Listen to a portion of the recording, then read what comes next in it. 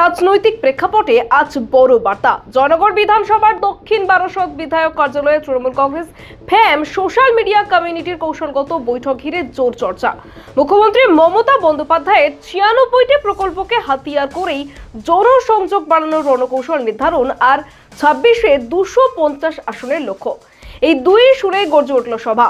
রাজ্য জেলা নেতৃত্বের উপস্থিতিতে সংগঠনের শক্তি প্রদর্শন। রাজনীতির ময়দানে শক্তি কি তবে এবার নতুন সমীকরণ? দেখুন, আজকের এই বৈঠক শুধু একটি সাংগঠনিক সভা নয়, বরং 2024-এর রাজনৈতিক রণকৌশলের স্পষ্ট ইঙ্গিত। সুন্দরবন সাংগঠনিক জেলার মাটিতে দাঁড়িয়ে তৃণমূল কংগ্রেস ফ্যাম সোশ্যাল মিডিয়া কমিউনিটি স্পষ্ট করে দিল, এবার লড়াই হবে উন্নয়নের ভাষায়, মানুষের পাশে দাঁড়িয়ে। মুখ্যমন্ত্রী মমতা বন্দ্যোপাধ্যায়ের 96টি জনকল্যাণমূলক প্রকল্পকে কিভাবে ঘরে ঘরে পৌঁছে দিতে হবে সেই রূপরেখায় উঠে আসে আলোচনায়।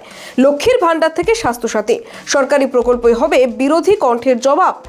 একই সঙ্গে স্পষ্ট বার্তা, বাংলার সাম্প্রদায়িক উস্কানির বিরুদ্ধে রুখে দাঁড়াতে হবে গণ আন্দোলনের মাধ্যমে। ধর্ম নয়, উন্নয়নই হবে রাজনীতির মুখ। অভিষেক বন্দ্যোপাধ্যায়কে সামনে রেখে সব ধর্মের মানুষের একসঙ্গে চলার অঙ্গীকারে আরও একবার ঐক্যের ডাক। 2024-এর নির্বাচনে 250 আসনের লক্ষ্য স্থির করে মাঠে নামার প্রস্তুতি নিচ্ছে তৃণমূল কংগ্রেস। রাজ্য জেলার নেতৃত্বের উপস্থিতিতে এই বৈঠক স্পষ্ট করে দিল সোশ্যাল মিডিয়ায় হবে আগামী দিনের বড় হাতিয়ার। সুন্দরবন থেকে শুরু হয়ে এই বার্তা গোটা রাজ্যে ছড়িয়ে পড়বে, তা শুধু এখন সময়ের অপেক্ষা। Bureau report, DN news Bangla. নমস্কার। আজকের আমাদের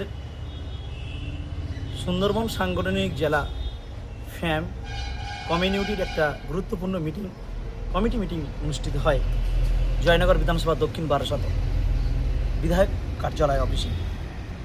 আজকের আমাদের আলোচ্য বিষয় হলো 2026-এর যে বিধানসভা নির্বাচন, সেই বিধানসভা নির্বাচনে ফ্যাম যে টিম, তৃণমূল কংগ্রেসের সোশ্যাল মিডিয়ার যে টিম, সেই টিম কিভাবে কাজ করবে, কিভাবে বিরোধী দলের সাথে মোকাবেলা করবে, সেই মিটিংয়ে আজকের বিভিন্ন আলোচনা শুরু হয়। আপনারা জানেন, বাংলার মুখ্যমন্ত্রী মমতা বন্দ্যোপাধ্যায় এবং সাংসদ অভিষেক বন্দ্যোপাধ্যায়ের যে উন্নয়নমূলক প্রকল্প, সেই উন্নয়নমূলক প্রকল্পের মধ্য দিয়ে যে 96টা প্রকল্প চলছে, সেই 96টা প্রকল্প কীভাবে প্রচার করতে হবে, প্রচারের আলোয় আনতে হবে, এটা কিন্তু আমাদেরকে নির্দেশ দেওয়া হয়। এবং বিরোধী কণ্ঠকে স্তব্ধ করতে হবে, কারণ মমতা বন্দ্যোপাধ্যায় যে উন্নয়ন করছে, বিরোধী কণ্ঠ বিজেপি নামক সাম্প্রদায়িক এক দল এবং আইএসএফ থেকে শুরু করে ওই হনুমানের দল থেকে শুরু করে ওরা যে আজকের সাম্প্রদায়িক একটা বিভেদ সৃষ্টি করার চেষ্টা করছে বাংলায়, তার বিরুদ্ধে মোকাবেলা করতে হবে।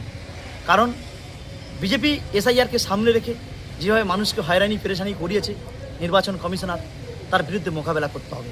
এই নির্দেশ কিন্তু আমাদের দল থেকে আজকে দেওয়া হয়েছে। দলের ফ্যাম সোশ্যাল মিডিয়া যে কমিটি, যে টিম, সেই টিমকে আজকে দেওয়া হয়েছে আজকের মিটিংয়ে। আপনারা জানেন, আজকের মমতা বন্দ্যোপাধ্যায়ের যে বিভিন্ন প্রকল্প, যুবসাথী থেকে শুরু করে, কন্যাশ্রী থেকে শুরু করে, রূপশ্রী থেকে শুরু করে, লক্ষ্মীর ভাণ্ডার থেকে শুরু করে, আপনারা জানেন 1,500 লক্ষ্মীর ভাণ্ডার আবার বাড়িয়ে দিয়েছে মমতা বন্দ্যোপাধ্যায়, ভাতা বাড়িয়ে দিয়েছে।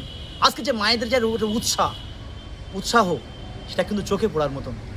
আগামী দিনে 2026 সালে যে নির্বাচন আসছে, সেই নির্বাচনে 250টার অধিক সিট তৃণমূল কংগ্রেস পাবে, এই আশা এবং অঙ্গীকার নিয়ে কিন্তু আমরা এগিয়ে গিয়েছি ও এগিয়ে যাচ্ছি।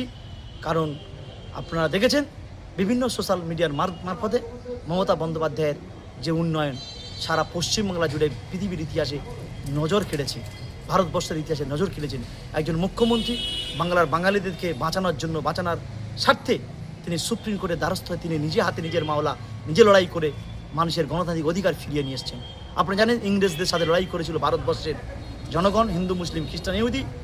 আজকের সেই ইংরেজদের সাথে লড়াই করে যেমন ভারতকে রক্ষা করেছিল, স্বাধীনতা নিয়ে এসেছিল, আজকে ঠিক সেম বাংলার মুখ্যমন্ত্রী, বাংলার মাটি মানুষের সরকার, মানুষকে বাঁচানোর স্বার্থে, মায়েদের, দিদিদের, বোনেদের, ভাইদের, কাকাদের বাঁচানোর স্বার্থে আজকে বাংলার ঐতিহ্যকে ফিরিয়ে আনার জন্য আজকে সুপ্রিম কোর্টে মামলা করে লড়াই করে নিজের অধিকার ফিরিয়ে নিয়ে